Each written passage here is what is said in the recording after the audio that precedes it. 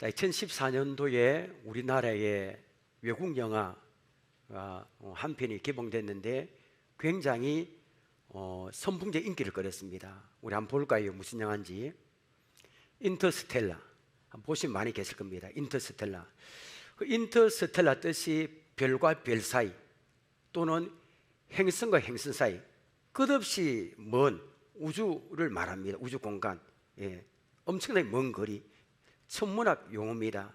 이 영화를 보신 분이 많이 계세요. 저도 이렇게 TV에서 몇 번 봤습니다.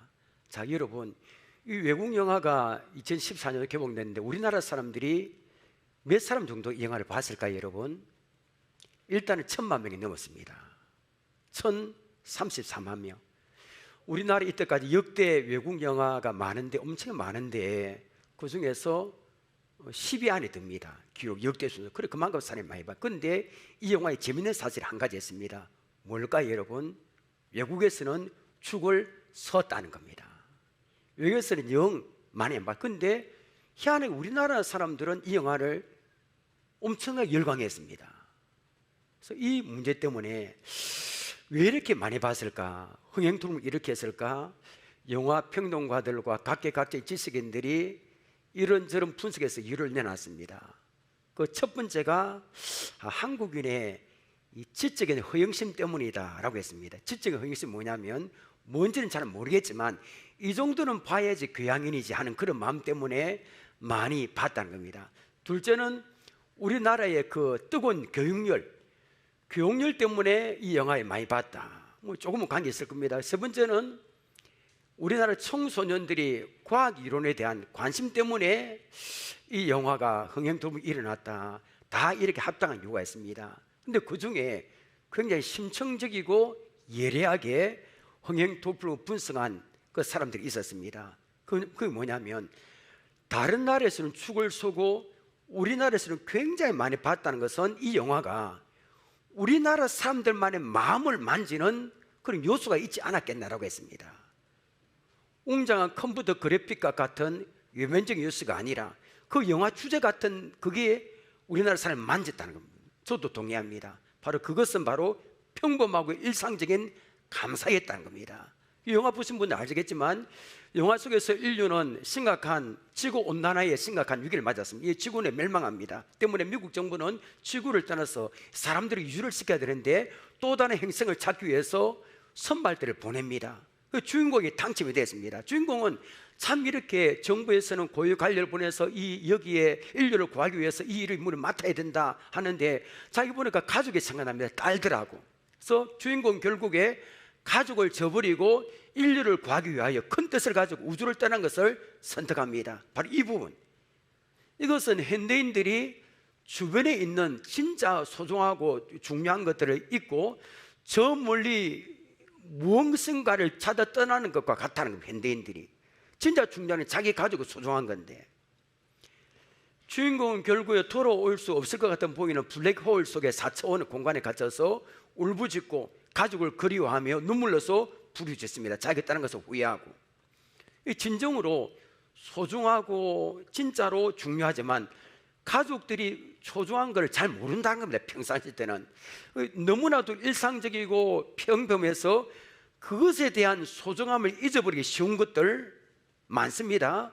그것들에 대한 감사를 일깨워주는 영화가 인터스텔라의 본질이고 주제였다라고 말합니다. 맞습니다.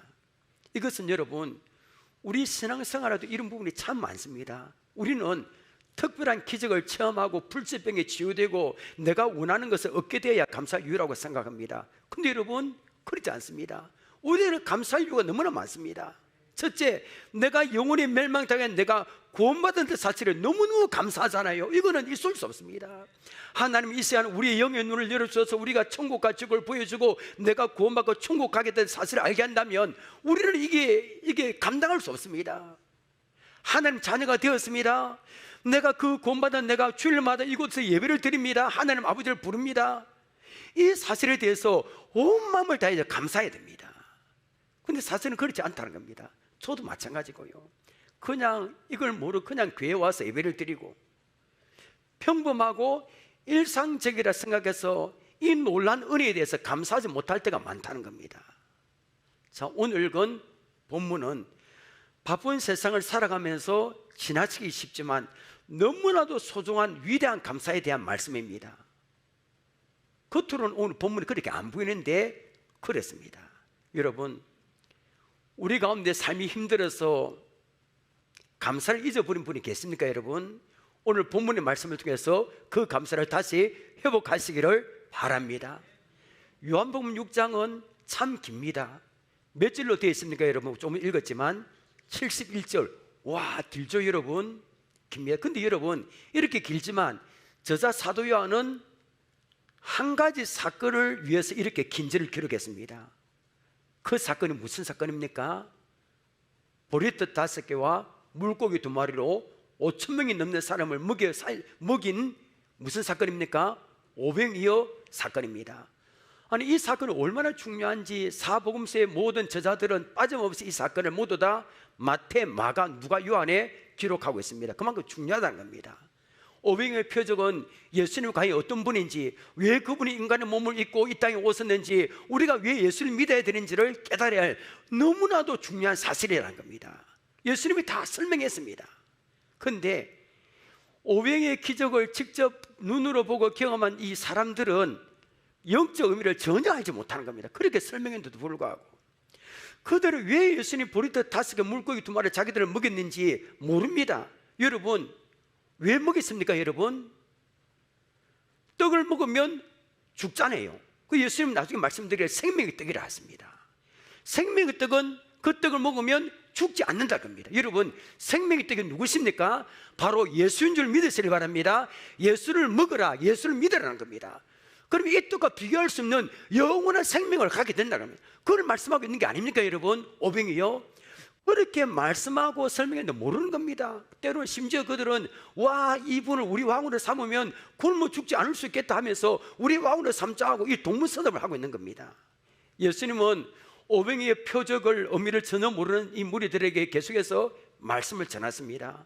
35절을 한번 볼까요? 같이 읽습니다. 시작. 예수께서 이르시되 나는 생명의 떡이니 내게 오는 것은 자는 결코 줄이지 아니할 터요 나를 믿는 자는 영원히 목마르지 아니하리라. 여러분, 예수님의 생명의 떡인 줄 믿으시길 바랍니다. 그분을 먹으면 믿으면 안 죽습니다. 우리는 영생을 얻습니다. 이 확신이 여러분이 있기를 원합니다. 자, 41절 42절입니다.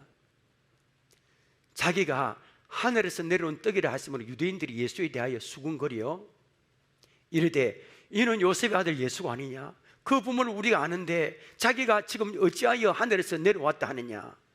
그럴만하죠. 여러분, 예수님께서 자신이 하늘에서 내려온 생명의 떡이라 하니까 유대인들이 이 말도 안 되는 소리 하고 있다면 수군거립니다. 예수님이 보리떡 5개 물고기 2마리로 5,000명 이상의 사람들을 먹이는 놀라운 일을 해결했지만 어떻게 자기가 하늘에서 내려온 생명의 떡이라 할 수 있느냐는 겁니다. 저 사람은 바로 요셉의 아들 예수 아니냐? 그 아버지 요셉 우리가 잘 알지 않느냐? 엄마 뱃속에서 태어났는데 무슨 하늘에서 내려온 떡이라 하느냐? 무슨 헛소리냐? 이렇게 말한 겁니다. 52절을 보니까 이 말을 들은 유대인들끼리 서로 다투게 했습니다. 뭐 네 말이 맞다 내 말이 맞다 이렇게 했을 겁니다. 자, 유대인들은 오병이어 표적의 의미를 몰랐습니다. 말씀도 계속 전해줬지만 전혀 알아듣지 못하는 겁니다. 예수님 얼마나 답답했을까요? 저희 가정에서 있었던 일입니다. 저희 가정에 있었던 일은 가능한 이야기를 안 하는데 쉽게 설명하기 위해서 합니다. 가족과 함께 어느 날 저녁을 먹기 위해서 라면을 먹기로 했습니다. 주은이가 끓였습니다. 저는 식탁에, 가족과 함께 식탁에 다 앉아서 기다리고 있었습니다. 라면을 다 끓이자 주은이가 뜨거운 냄비를 이 식탁으로 들고 오면서 제게 이렇게 뜨거운 냄비 파란 거 뭐 장갑비랑 끼고 오대 끓여도 뜨겁죠. 그 식탁으로 들고 오면서 제게 이렇게 외쳤습니다. 아빠, 물고기 준비하세요. 여러분, 이 말이 무슨 뜻인지 알겠습니까? 여자분들은 알 겁니다. 저는 몰랐거든요. 주방에 관심 별로 없었으니까 아빠, 그냥 다가면 물고기 준비하세요 했습니다. 주원이가 말한 물고기는 무슨 물고기가 여러분? 사진 한 개 보이시나요? 이걸 좀 또 제가 구해왔습니다. 물고기잖아요. 사실 우리 집에 있는 거 받침대가 똑같거든요. 우리 집에 있는 거 사진을 찍으려 하다가 너무 오래 사서 시커먼해서 이거 안 갖고 와서 이걸 찍었습니다. 똑같습니다. 예, 바로 이거를 떠보니까 물고기 준비하셔야 했습니다. 저는 물고기가 그것인 줄 전혀 몰랐습니다. 제가 알 리가 있겠습니까? 주원이가 오면서 또 다급히 외쳤습니다. 아빠 빨리 물고기 준비하세요. 주원이가 뜨거워서 다급히 이렇게 외치는 거 저는 어찌해야 잘 몰랐습니다. 그때 제 눈에 식탁 위에 있는 게 눈에 들어왔습니다. 한 가지가 바로 이거였구나 확신했습니다. 지금은 제가 여기 강단에서 그 일을 길게 설명하지만 당시에는 이 일이 몇십 초 사이에 일어난 일입니다. 여러분 제가 뭘 보고 확신했을까요? 여러분 그때 우리 식탁 위에 반찬통이 여러 가지 있었는데 그 중에 한 가지가 무엇이냐면 멸치를 볶아서 담은 반찬이었어요. 멸치. 그리고 식사위에서 뚜껑을 열었잖아요. 그죠? 그 플라스틱 뚜껑 위에 멸치 한 마리가 붙어 있었습니다. 저는 주은이가 아빠 빨리 물고기 준비하세요 이 다급한 말에 바로 이거였구나 하면서 확신하며 멸치 한 마리가 붙어있는 손바닥만한 플라스틱 뚜껑을 빨리 놓았습니다. 여러분 그 위에 어떻게 됐을까요? 여러분 그 뒤에 여러분 상상에 맡기겠습니다. 여러분.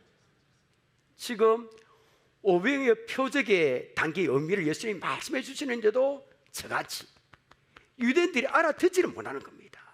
그렇게 설명은 많이 했는데도 얼마나 예수님이 답답하시겠습니까? 때문에 오늘 본문은 오병이의 사건에 담긴 예수님 말씀이다. 무리들의 최종적인 반응입니다. 자, 무리의 최종적인 반응이 어떨까요? 여러분 60절을 봅니다. 제사 중 여럿이 듣고 말하되 이 말씀은 어렵도다 누가 들을 수 있느냐인데 어렵다 예수님 말씀 누가 들을 수 있느냐 이렇게 말한 겁니다. 그리고 66절 봅니다. 그때부터 그의 제자 중에서 많은 사람이 떠나가고 다시 그와 함께 다니지 아니하니라. 오늘 여러분 설교의 키포인트 하나가 떠나간다 이야기를 제가 많이 할 겁니다. 많이 떠나갑니다. 여러분 기억하십시오. 떠나간다. 우리 주위에 있는 사람 많이 떠나갔습니다. 교회를 기억하십시오. 구름대같이 몰려들었던 사람들이 삽시간에 선물처럼 빠져나갔습니다. 여기에 등장하는 제자들은 12제자를 말하는 게 아니겠죠, 그죠? 여러분 예수님 주위에는 항상 수많은 제자가 있습니다. 예수님 부르신 12제자가 있는 반면에 자기 스스로 제자가 되겠다 찾아온 제자가 있었습니다. 그런데 자청에서 제자가 되기로 찾아온 사람들 이 사건을 계기로 해서 다 도망갔습니다. 심지어 그동안 예수님을 따라다니면서 충성을 다했던 그 몇십 명의 제자 그룹에서도 이탈자가 생겼습니다. 여러분 이 사람들이 왜 예수님을 떠나갔을까요? 처음에는 예수님 좋다고 막 박수치면서 자기들이 왕으로 삼자 했잖아요. 다음 날은 가브나움까지 쫓아갔습니다. 너무 좋았어. 그런데 지금은 고개를 내저으면서 다 떠나갑니다. 왜 그럴까요? 여러분 왜? 표면적인 이유는 말씀이 어렵다는 겁니다. 그러나 이 말씀이 어렵다는 무리들에 대한 예수님 해석이 뭘까요? 다릅니다. 61절 봅니다. 예수께서 스스로 제자들이 이 말씀에 대하여 수군거린 줄 아시고 이르시되 이 말이 너에게 무엇이 되느냐? 걸림이 되느냐? 이 말씀이 걸림이 되었다는 겁니다. 그런 말씀이 걸림이 되었다는 무슨 뜻일까요? 이 예수님의 말씀이 무리들이 추구하는 것과 다르다는 겁니다. 무리들이 추구하는 것은 축복의 말씀, 여러분 배불리 먹게 해주겠다 막 이런 말씀 알았는데 아닙니다. 피를 마시라, 자기 피를 마시라, 떡을 먹으라 뭐 이런 말씀 하는 겁니다. 여러분 하나님의 말씀은 살았고 운동력인 줄 믿으시길 바랍니다. 하나님의 말씀은 때로 우리의 심령 피부를 찌릅니다. 하나님의 말씀은 잘못 생각하는 것을 책망합니다. 그렇게 예수 믿으면서 옳지 않다고 때로는 말을 합니다. 그래서 어떻게 합니까? 말씀 너무 어려워하면서 떠나는 겁니다. 이들이 누굽니까? 이들이 예수님 핍박했던 바리새가 속인 건 아닙니다. 제가 볼 때 이들은 가난한 사람들, 굶주린 사람들입니다. 그들은 뭔가 주님의 도움이 필요해서 주님께 나왔습니다. 병이 낫고 싶고 먹을 것이 필요했던 사람들입니다. 그런데 예수님이 이제 먹을 건 안 줍니다.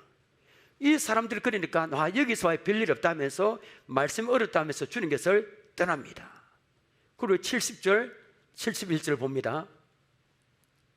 예수께서 대답하시되 내가 너희 12를 택하지 않았느냐? 그러나 너희 중에 한 사람은 마귀니라 하시니 이 말씀은 가룟 시몬의 아들 유다를 가리켰습니다. 그는 12 중에 하나로 예수를 팔자르라.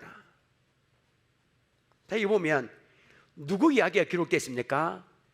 가룟 유다 이야기가 기록되어 있습니다. 가룟 유다도 예수님 배반하고 떠났습니다. 오늘 떠난다는 말이 많이 놉니다, 여러분. 가룟 유다는 전도 현장에 함께 있었습니다. 그 기적의 현장을 보았습니다. 예수님 말씀도 수없이 들었습니다. 그런데 불구하고 가룟 유다도 떠나는 겁니다, 여러분. 떠나는 겁니다. 왜 떠납니까, 가룟 유다가? 자신이 가진 생각에 예수님이 따라주기를 원했는데 예수님이 안 따라오시는 겁니다. 계산이 안 맞는 겁니다. 이 가룟 유다 계산을 잘하잖아요, 여러분. 계산이 안 맞는 겁니다. 자기는 예수님이 이렇게 해주면 좋는데 그게 아닌 겁니다. 아, 이번을 따라가봤자 별일 없구나 하고 하면 나중에는 떠나가는 겁니다. 오늘날에도 수많은 사람이 교회를 떠납니다. 주님께서 떠납니다. 여러분 가족 중에 그런 분 안 계십니까? 주위에 어려웠던 시절에 교회로 몰려왔던 사람들이 살만하게 지니까 여러 가지 일 때문에 교회를 떠납니다. 방학에 들어간 분도 있고요. 예. 왜 이런 일이 일어날까요, 여러분? 저는 2가지 이유 때문에 생각합니다. 첫째는 예수 믿는 동기가 올바르지 않기 때문입니다. 여러분이 예수 믿는 동기가 무엇입니까? 여러분 왜 예수 믿습니까, 여러분? 사업이 잘 되기 위해서, 병이 낫기 위해서, 그것도 중요합니다. 그런데 그런 종교는 세상에 많습니다. 병 낫는 것이 목적입니까? 하나님 병 낫는 거 아무것도 아닙니다. 그런데 여러분 그렇다면 병에 나와서 다시 병에 걸렸다면 어떻게 할 겁니까? 떠날 겁니까, 여러분? 병에 나왔다면 그것은 표적을 보여주신 겁니다. 하나님이 살아계신다는 증거입니다. 그 후에 병에 절대로 안 걸립니까? 아니, 걸릴 수 있습니다. 그러면 그 표적은 주님께 인도하기 위한 표적입니다. 혹시 주님께서 사업이 잘 되게 하셨다면 그것은 더 깊은 신앙을 인도하기 위한 표적입니다. 여러분 예수 믿는 목적을 분명히 하시길 바랍니다. 특히 새가족들. 예. 예수 믿는 목적이 무엇입니까? 나의 죄를 용서받기 위한 겁니다. 우리의 죄 때문에 지옥 갈 수밖에 없습니다. 그런데 나의 죄를 누가 용서해 주세요? 나의 죄를 위해서 누가 죽었었습니까? 하나님 아들 예수님이 죽으신 겁니다. 그 예수를 믿을 때 나의 죄가 용서받는 줄 믿으시길 바랍니다. 그분을 믿는 겁니다. 그리고 구원을 받는 겁니다. 그분을 믿음으로. 때문에 예수 믿어도 병이 나고 흔들리지 마시기 바랍니다. 형통하지 못하고 흔들리지 마시기 바랍니다. 내가 원하는 대로 되지 않더라도 흔들리지 마시기 바랍니다. 내가 구원받기 위해서 이게 예수 믿는 겁니다. 때로 나에게 더 믿음 주시기 위해서 병을 주기도 하십니다. 나중에 그 사실을 뒤에야 깨닫습니다. 둘째, 왜 이 사람이 떠났습니까? 생명의 말씀을 경험하지 못했기 때문입니다. 자, 이 보면 63절에 보니까 이들은 육에 속한 사람입니다. 63절 읽지 않습니다. 살리는 것은 여기 띄우지 않습니다. 영이니 육은 무익하니라. 내가 내게 이런 말은 영이요 생명이라. 그러니까 육에 속한 사람들이 때문에 예수님의 500에 담긴 그 복음의 비밀을 지금 말씀하잖아요. 나는 생명의 떡이다. 전혀 들리지 않는 겁니다. 전혀 보이지 않는 겁니다. 오늘 제가 설교할 때 여러분 귀에 들리지 않는 분이 계십니까? 빨리 들을 수 있도록 해야 됩니다. 지금도 여러분 교회 다니지만 영에 속한 사람이 있고 육에 속한 사람, 교회는 2가지 종류의 사람이 있습니다. 영에 속한 사람이 있고 육에 속한 사람이 있습니다. 신앙인이 있고 종교인이 있습니다. 자, 이 그림을 한번 볼까요? 우리가 잘 아는 사형리 그림입니다. 자, 왼쪽에 첫 번째 그림은 내가 나의 주인의 사람입니다. 주님이 내 인생에 없습니다. 내 마음에. 내 인생의 왕좌에 내가 있습니다. 모든 건 내가 다 내 힘으로. 내 힘으로 다 하는 겁니다. 예수님은 어디에 계십니까? 내 인생에 밖에 계십니다. 그러니까 이 사람은 자아가 죽었습니까? 안 죽었습니까? 안 죽었습니다. 자기가 답니다. 자기가. 그 육에 속한 사람이죠. 육에 속한 사람. 영에 속한 사람이 아닙니다. 그러니까 길과 같은 마음, 쪽 돌자박과 같은 마음을 가려없지 못한 자 교회 오니까 말씀이 안 들어가는 겁니다. 이해가 안 되는 겁니다. 재미가 없는 겁니다. 이들은 어려움이나 시험에 닥치면 교회 다녀보니까 별것 없네 하면서 규밀 없이 교회를 떠납니다. 현실적인 필요가 채우지 않으면 언제든 떠납니다. 이런 사람은 어떻게 좋을까요? 물과 성령으로 거듭내야 될 줄 믿으시길 바랍니다. 방법이 없는 겁니다. 하나님, 나를 살려달라고, 나를 살려달라고. 두 번째 그림에 나오는 사람처럼 예수님이 내 인생의 왕자 앉아 계셔야 됩니다. 나는 그 자리에서 내려와야 되는 겁니다. 내 인생의 운전들을 주님께 맡기는 겁니다. 이렇게 두 번째 사람이 됐을 때 예수 믿어도 병이 나고 형통하지 못하고 자녀들이 잘 되지 않는다 할지라도 흔들리지 않습니다. 내 인생의 주님이 주인이기 때문에 주님께도 안 떠납니다. 내 인생 우리 가족이 엄청난 풍파가 불을 다 주님께 안 떠납니다. 좁은 길을 끝까지 걸어가는 겁니다. 사도 바울이 그렇고 성경에서 위대한 사람이 다 그랬습니다. 이런 사람이 진짜 예수 믿는 사람인 거 진짜 예수쟁입니다. 여러분 나는 영에 속한 사람입니까? 아니면 육체 속에 사는 사람입니까? 나는 신앙인입니까? 아니면 종교인입니까? 자, 이런 상황에서 예수님 다 떠나갔습니다. 예수님이 남은 제자들에게 물었습니다. 67절 보십시오. 예수께서 12제자에게 이르시되 너희도 가렸느냐? 다 떠나고 12제자 남았습니다. 저는 예수님의 이 질문이 오늘 저와 여러분을 포함한 모든 기독교를 위한 질문을 믿습니다. 너희도 가렸느냐? 너희도 자녀가 자란다면 교회를 가렸느냐? 너희가 자란다면 병이 사고당하면 내게 절대하겠느냐? 이 질문입니다. 너희도 저 사람같이 현실적 필요가 채우지 않으면 나를 떠나겠느냐? 이 질문입니다. 너희도 가렸느냐? 이 질문에 베드로가 무엇이라고 대답했습니까? 68절 69절 큰 소리로 우리 함께 읽겠습니다. 시작. 시몬 베드로가 대답하되 주여 영생의 말씀이 주께 사오니 우리가 누구에게로 가오리까? 우리가 주는 하나님의 거룩하신 자이신 줄 믿고 알아사옵나이다. 아멘. 이 고백이 우리의 고백이 되기를 원합니다. 베드로는 주님에게서 나오는 말씀이 영생의 말씀인 것을 알았습니다. 자기를 살리는 말씀. 자, 울산이 고향이고요, 사회운동가고 그 다음에 환경운동가인, 한때는 국민의힘이죠, 안철수 씨의 멘토이기도 한 법륜 스님을 잘 알 겁니다. 법륜 스님. 예. 사진은 제가 사진을 구할 수 있지만 유튜브로 쭉 나가기 때문에 안 띄울 겁니다. 법륜 성녀 스님은 여러분 잘 알 겁니다. TV에 많이 나왔습니다. 그래서 많은 사람이 이분의 강의를 참 좋아하되 심취되어 있습니다. 젊은 사람들, 우리 청년들도 그분의 강의를, 아니 어른도 들은 분이 있을 겁니다. 이분이 어릴 적에 보니까 스님인데 어릴 적 초등학교에 교회를 다녔습니다. 때문에 이분이 강의를 하면서 예수 안 믿음에도 불구하고 성경 이야기를 많이 하더라고 보니까 때로는 어이가 없습니다. 성경 이야기가 자기 마음대로 성경을 왜곡하고 해석해서 기독교인들을 혼란에 빠뜨립니다.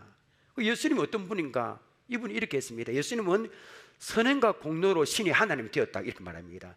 신성모독 아닙니까 여러분? 예수님은 처음부터 하나님이십니다. 그래서 우리가 선행과 공로로 하나님 되면 우리 다 하나님 될 수 있죠. 우리가 사진 한 개 보시길 바랍니다. 자, 이분의 강의 중에 천국에 계신 엄마라는 이 강의를 합니다. 자, 그리고 여기에 내담자죠, 그죠? 이 방송에 참여했던 내담자가 질문합니다. 죽은 우리 엄마가 극락세계에 있느냐? 이 질문합니다. 죽은 우리 어머니가 극락세계에 있습니까? 이렇게 대답했습니다. 그때 법륜 스님은 이렇게 말했습니다. 믿는 자는 복이 있나니 천국이 제 것이며.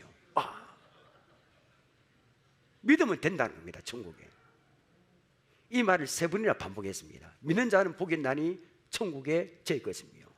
문제는 이분이 말한 문구가 성경에 있을까요? 없을까요? 없습니다. 비슷한 거 있죠, 그죠? 믿는 자는 복이 있나니 천국이 저의 것이며. 이 구절은 언뜻 들으면 마태복음 5장에 나오는 팔복과 비슷합니다. 예수님이 이런 말씀 하셨다고 기독교인이 있는 게 더 문제입니다, 여러분. 기독교는 많이 여기 들어갑니다. 여러분, 예수님이 믿는 자는 복이 있나니 천국이 저의 것이며 말씀하신 적 있습니까? 그런 말씀한 적 없습니다. 무슨 말씀이냐? 심령이 가난한 자 복이 있나니 천국이 그들 것이요 어린아이 핍박을 당하는 복이 있나니 천국이 그들 것이 말씀했습니다. 아니, 더 어이가 없는 것은 법륜 스님의 강의에, 저는 이분에 대해서 뭐 인계도 그런 거 없습니다, 그죠? 요 부분에 법륜 스님의 강의에 기독교 신자라고 말한 사람이 이런 댓글까지 남겼습니다. 저는 기독교 신자이고 모태신앙이지만 스님의 강의가 너무 좋습니다. 이런 게 참 많습니다. 얼마나 많은 사람이 이분의 강의를 좋아하는지 모릅니다. 여러분, 이분의 강의를 수천 번 수만 번 들어도 영성을 얻을까요? 얻지 못할까요? 관계없습니다. 수백 번 들어도. 그러나 예수님의 말씀은 영생의 말씀인데 믿으시길 바랍니다. 이 성경 말씀은 우리를 살리는 말씀인데 믿으시길 바랍니다. 이 성경 말씀을 듣고 예수 믿으면 구원을 받는 줄 믿으시길 바랍니다. 그러니까 주님의 말씀은, 성경 말씀은 나를 살리는 영생의 말씀이 되는 겁니다. 여러분, 너희도 가렸느냐? 이 예수님의 질문에 소리 높여 대답하시길 바랍니다. 주여, 영생의 말씀이 여기 있사오니 다른 데로 절대로 가지 않겠습니다. 내가 어떤 고난을 당해도 주님 곁을 떠나지 않겠습니다. 교회 곁을 떠나지 않겠습니다. 이 고백이 우리의 고백이 되기를 원합니다. 왜 그렇습니까? 주님의 말씀은 영생의 말씀이기 때문입니다. 오늘 말씀의 결론은 65절입니다 65절 함께 읽겠습니다. 시작. 또 이르시되 그러므로 전에 너에게 말하기를 내 아버지께서 오게 하여 주지 아니하시면 누구든지 내게 올 수 없다 하였노라 하시니라. 자, 이제부터 굉장히 중요한 부분이 이제 우리 들어갑니다. 이거 보면 내 아버지께서 오게 하지 아니하시면 했습니다. 그리고 우리 여기도 못 옵니다, 여러분. 자, 44절에도 비슷한 말씀 하셨습니다. 자, 봅니다. 나를 보내신 아버지께서, 그 다음 중요합니다. 무슨 옵니까? 이끌지 아니하시면 아무도 내게 올 수 없으니 오는 그를 내가 마지막 날 다시 살리리라. 그러니까 하나님께서 이끌지 않았으면 예수 믿을 수 없다는 겁니다. 그 말입니다. 자, 하나님께서 이끄시고 말씀을 들을 수 있도록 한 사람들만이 감춰진 부하인 주님을 믿을 수 있습니다. 여러분, 니고데모 이야기를 해볼까요? 니고데모의 요한복음 3장에 나오잖아요. 니고데모는 예수 믿을 수 없는, 예수님께 나올 수 없는 인생의 모든 조건을 갖췄습니다. 맞죠? 그죠? 고위 관리죠, 부자죠. 예수님께 나올 수 없습니다. 그런데 어떻게 됐습니까? 밤에 잠이 안 오는 겁니다. 인생의 문제 때문에 잠이 안 오는 겁니다. 그래서 밤에 예수님을 찾아갔습니다. 이런 사람이 바로 하나님께서 이끄시는 사람이라는 겁니다. 어떤 사람이 예수를 믿기로 결심합니다. 그의 의지를 사용해서 주님께 그에 놓습니다. 그 배후에는 하나님의 이끄심이 있다는 겁니다. 자기 스스로 온 것 같지만 아닙니다, 여러분. 하나님께서 그를 밀어 넣으신 겁니다, 여러분. 성령의 역사가 있다는 겁니다. 때문에 성경 보면 너희가 나를 택한 것이 아니요 내가 너를 택했다 말씀 잘 놉니다. 선택했다는 겁니다. 선택한 사람은 주님 곁을 안 떠난다는 겁니다, 여러분. 선택은 성경적 핵심입니다. 하나님, 우리가 먼저 주님을 택했고 교회를 택한 게 아닙니다. 하나님 우리를 먼저 택했으면 우리를 밀어 넣으신 겁니다. 성경이 이 사실을 성경 곳곳에서 말하고 있습니다. 내가 너를 택했다. 여러분, 하나님 우리를 택하지 않고 내 열심과 노력을 나왔다면 우리는 오늘 본문의 무리처럼 주님 곁을 얼마나 떠났을 겁니다. 우리 주위에 이런 사람 얼마나 많습니까? 하나님 계시다면 우리에게 나에게 어떤 일이 일어날 수 있다 말입니까? 주님 곁을 떠납니다. 하나님 살아계신다면 어떻게 우리 가정에 이런 일이 일어날 수 있다 하면서 떠납니다. 작은 사고 나면 떠납니다. 주님 곁을. 왜 막아주지 않느냐고. 코로나로 인해서 교회마다 차이겠지만 거의 평균 3분의 1이 성도들이 떠났습니다. 그 떠난 성도가 코로나가 많이 회복되지만 안 돌아오는 겁니다. 그들이 나중에 교회로 돌아올지 구원을 받을지는 모릅니다. 하나님은 아십니다. 그런데 우리는 어떻습니까? 3년 이상의 지긋지긋한 코로나의 사태에 불구하고 떠나지 않았습니다. 어디 코로나뿐일까요? 우리가 신앙생활하면서 수백 번 수천 번 주님을 떠났을 겁니다. 그 이유가 많잖아요. 남들보다 잘 살지 못해서 떠났을 겁니다. 병이 낫지 못해서 떠났을 겁니다. 그렇게 기도했는데 병이 낫지 떠났을 겁니다. 그렇게 기도했는데 응답되지 않아서 떠날 겁니다. 내 자식들이 잘 되지 않아서 떠났을 겁니다. 떠날 이유가 얼마나 많습니까, 여러분? 속상한 일 때문에 떠났을 겁니다. 형통할 삶을 살지 못해서 떠났을 겁니다. 떠났을 겁니다. 그런데 우리는 안 떠났습니다. 왜? 우리가 병이 들었어도 잘 살지 못해도 예수 안에 지금까지 가고 있습니까? 우리 가정에 사고가 나고 내가 원하는 삶을 살지 않아도 불구하고 세상으로 가지 않고 왜 신앙생활을 지금까지 하고 있는 겁니까? 내가 잘나서 그랬습니까? 우리 결심도 어느 정도 있을 겁니다. 인내심이 많아서 그랬습니까? 아닙니다. 하나님께서 우리를 사랑하시기로 선택하셨기 때문인 줄 믿습니다. 하나님께서 우리를 끝까지 붙잡아 두고 계시기 때문입니다. 끝까지 붙잡고 계시는 겁니다. 지난번에 우리 박정은이라는 산악의 이야기를 제가 한번 했습니다. 참 2005년 1월 달에 사건이 있었죠. 그는 후배와 함께 높이가 6,440m 히말라야 촐라체에 봉이라는 험한 산을 등장해서 성공합니다. 뉴스에도 나왔습니다. 그리고 이제 등산용 잘 하나로 선배하고 후배 서로 몸을 연결한 채 하산합니다. 그때 박정은 씨는 앞장서고 후배는 뒤에 섰습니다. 그때 후배가 그만 발을 잘못 디디는 바람에 지옥의 문에라는 크레바스에 빠지고 말았습니다. 사진을 보시기 바랍니다. 이렇게 그림으로 그래서 위험하지 않지만 진짜로 직접 보면 숨이 멎을 정도로 무시무시합니다. 시커멓고 밑에 얼음 덩어리 계곡, 큰 얼음 빈벽 사이에 난 죽음의 골짜기, 거기에 빠지면 살아나올 수 어떻게 살아나겠습니까? 후배는 울퉁불퉁하게 튀어나온 크레파스에 떨어지면서 양발의 작은 뼈들과 발꿈치가 다 부러졌습니다. 움직일 수 없는 겁니다. 선택은 두 가지입니다. 첫째는 산에 오르느라고 힘이 다 빠졌지만 자일에 매달려 있는 후배를 죽게 살기로 끌어올리는 겁니다. 아니 근데 선배 박정현 씨는 위에 있는 후배를 잡아당기려다가 갈비뼈 아주 부러졌습니다. 힘을 못 쓰는 겁니다. 그리고 떨어진 사람 78kg, 위에서 끌어당겨야 되는 선배는 70kg 몸무게, 거의 불가능합니다. 둘째는 어떻게 하면 됩니까? 간단합니다. 자기 혼자 살겠다 결심하고 줄을 끊으면 됩니다. 근데 여러분 어떻게 되겠습니까? 박정은 씨는 몇 시간의 사투, 저는 이렇게 쉽게 이야기하면 몇 시간의 사투, 그 영하 몇십 도에 가는 그 바람, 그 사투를 벌여 후배를 끌어올렸습니다. 구출을 했지만 두 사람 만시장이 되어버렸습니다. 선배 박정현 씨는 10개의 발가락과 8개 손가락을 다 잘랐습니다. 후배도 마찬가지고요. 사진을 보여주지만 이렇게 너무 이렇게 심해서 보이지 않는 겁니다. 산악인의 삶은 끝나고 말았습니다. 제가 왜 이 얘기하게 합니까 여러분?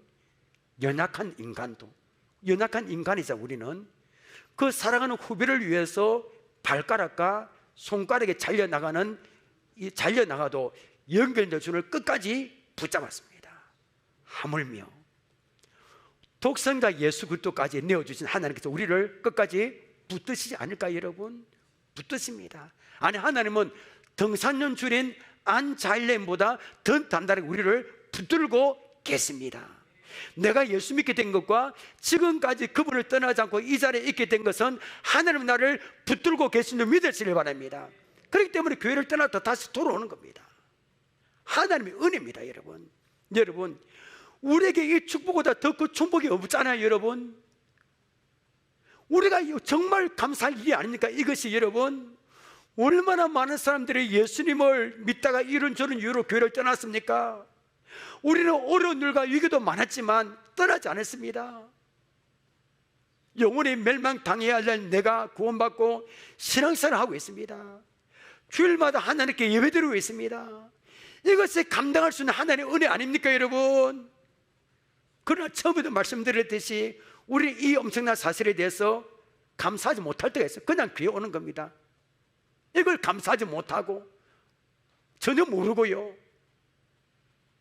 여러분 이 세상은 잠시 잠깐입니다. 강간하면 80, 100살, 그것도 이미 지나가 버린 세월입니다. 우리 여기에 60대 70 이상 되신 분들은 이제 얼마 안 남았습니다. 지금 중년을 넘긴 사람은 노후 준비를 하느라고 계획을 세우고 있습니다. 노후 준비. 예수 안 믿는 사람은 어떻게 합니까? 내가 죽으면 어떻게 하나 불안해합니다. 미래에 대한 불안이 있습니다. 세상 사람들은, 예수 안 믿는 사람들은 노후 준비와 비교할 수 없는 죽고 난 후에 인생을 준비하려고 하지만 준비를 못하는 거예요. 어떻게 준비합니까 여러분? 근데 여러분 우리는 죽고 난 후에 미래가 준비되어 있습니다. 내가 준비한 게 아닙니다. 바로 그 어떤 곳입니까? 주님께서 왕으로 계시는 천국이 준비되어 있습니다. 그 영원한 나라에서 누릴 복을 생각한다면 이 세상에 잠깐 아프고 내 자녀가 마음대로 안 되고 형통한 삶을 살지 못한다는 데를 좀 어떻습니까 여러분? 로마서 8장 18절 함께 읽겠습니다. 시작. 생각하건대 현재 고난은 장차 우리에게 나타날 영광과 비교할 수 없도다. 맞습니다. 이 세상 잠깐 잠시 아닙니까? 영원한 천국에 누릴 그 영광과 비교하면 태평양의 잉크 한 방울이 지나지 않습니다. 이 세상에 당하는 고난이. 여러분, 허물과 죄로 죽은 우리를 살려주신 하나님께 감사하시길 바랍니다. 우리는 너무너무 감사합니다. 너무너무 감사할 게 많습니다. 수많은 사람이 이런저런 이유로 교회를 떠났지만 우리는 지금까지 은혜 사수를 하나님 우리를 붙들고 계시잖아요. 또 감사. 여러분, 여러분의 남은 생애가 이 기쁨과 감격 속에서 살아가시기를 주님의 이름으로 축원합니다. 오늘 들은 말씀 기억하며 찬양하며 나가겠습니다.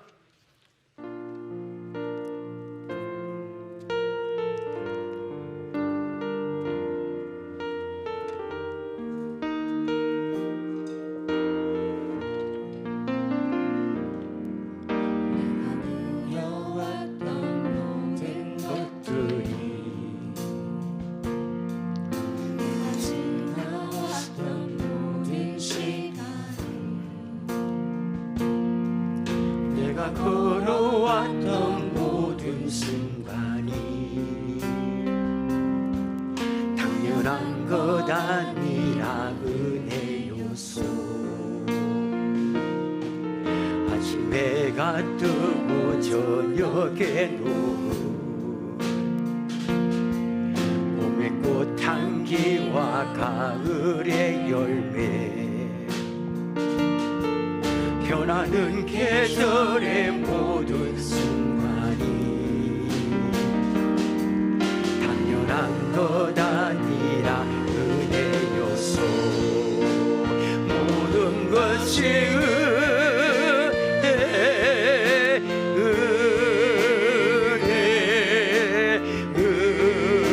은혜 한없는 은혜. 내 삶의 광연한 것 하나도 없었던 것을 모든 것이 은혜 요소. 내가 이 땅에 태어나 사는 것, 어린아이 시절과 지금까지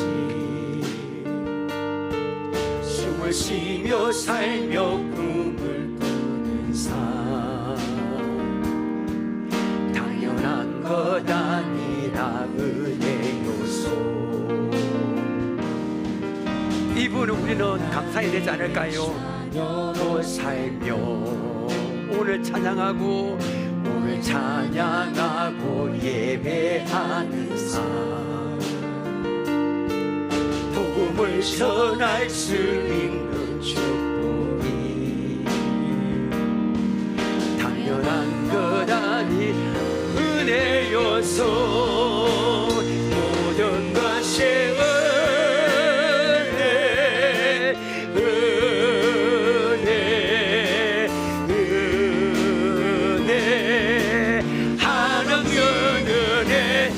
삶에 당연한 것 하나도 없었던 것을 모든 것이 은혜, 모든 것이 은혜, 모든 것이 은혜,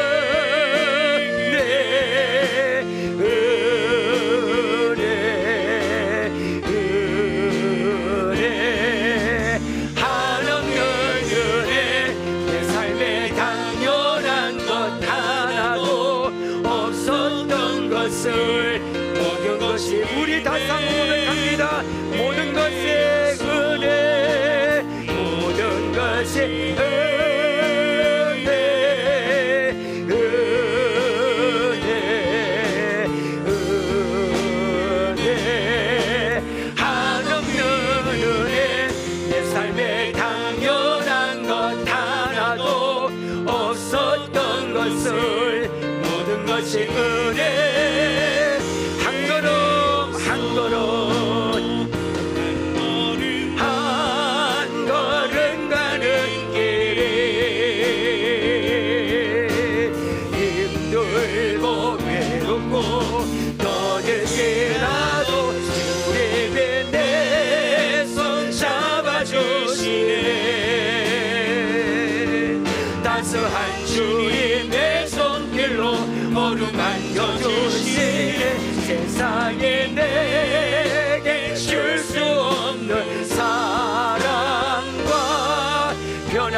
변하지 않는 주님의 한 걸음 한 걸음 한 걸음 한 걸음 가는 길에 힘들고 외롭고 떠들지라도 주님의 내 손 잡아주시네. 따스한 주님의 손길로 어루만져 주시네. 세상에 내게 줄 수 없는 사랑과 변하지. 우리 마지막으로 다시 한번 고백합니다. 한 걸음 한 걸음 한 걸음 가는 길에 힘들고 외롭고 떠들지라도 주님의 내 손 잡아주시네. 따스한 주님의 손길로 오르만져 주시네. 세상에 내게 줄 수 없는 사랑과 변하지 않는 주님의 은혜로. 여러분, 우리는 특별한 기적을 체험하고 병이 낫고 내가 원하는 것을 꼭 이루어져야만 감사할 이유라고 생각할 때 있습니다. 그렇지 않습니다. 영혼의 멸망당해야 할 내가 구원받고 오늘 이 시간에 예배드리고 찬양하고 신앙생활을 하고 있는 것을 얼마나 감사한지 모릅니다. 이 기도 제목 잡고 결단 기도하십시다. 하나님, 내가 구원받고 예배드리고 신앙생활 하는 것을 얼마나 감사한지를 깨닫기를 원합니다. 수많은 사람들이 이런저런 이유로 주님께 떠났습니다. 그러나 우리는 여러 가지 고난과 어려움에도 주님께 떠나지 않고 있습니다. 하나님께서 나를 선택해 주신 줄 때문인 줄 믿습니다. 하나님께서 지금까지 나를 붙잡아 주시기 때문인 줄 믿습니다. 모든 것이 하나님의 은혜임을 고백합니다. 우리의 남은 생애가 이 기쁨과 감격에서 살아가게 해달라고 이 시간에 주여 외치고 우리가 다 같이 결단 기도하겠습니다. 주여 아버지, 오늘 우리가 너무나 아버지 감사해야 될 아버지 기도점을 붙들고 기도합니다. 우리는 특별한 아버지 기적을 체험하고 병이 낫고 내가 원하는 것을 얻게 되어야만 감사 이유라고 아버지 생각하는데 아버지 그렇지 않습니다. 영혼이 멸망당해야 내가 구원받고 예배드리고 찬양하고 신앙생활하는 것이 얼마나 감사한지 모릅니다. 아버지 말씀 붙들고 우리가 감사하기를 원합니다.